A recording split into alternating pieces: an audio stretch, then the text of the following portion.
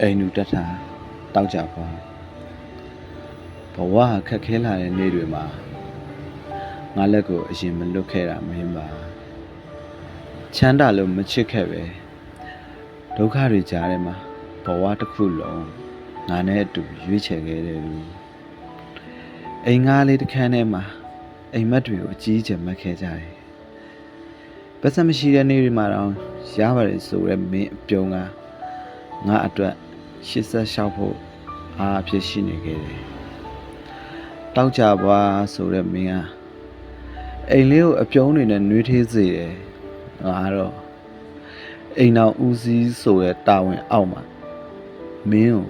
အရာရမပြေဆုံးပေးနိုင်နေတဲ့ယောက်ျားတစ်ယောက်ပါပဲတခါတလေမှာချူတာတဲ့စကားတွေထက်ဒေါသတွေကိုပဲပေးမိခဲ့တယ်ဒါပေမဲ့မင်းကိုမချစ်လို့မဟုတ်ဘူးနော်မိသားစုဆိုတဲ့အိမ်မက်တစ်ခုအတွက်ပင်ပန်းလွန်ခဲ့လို့ပါတနေ့မင်းကြားခဲ့တဲ့မျက်ရည်တိုင်းကိုအပြုံးတွေနဲ့အစားထိုးပေးမယ်ဒီယောက်ျားကိုရွေးခဲ့တာမမားခဲ့ဘူးလို့မင်းကုန်ယူနိုင်တဲ့အထိငါမင်းလက်ကိုမလွတ်ပဲစက်ပြီးစူးစမ်းနေအောင်မယ်ကိုရဲ့အိမ်နူတထားတောက်ကြပါလေးရဲ့ခင်မန်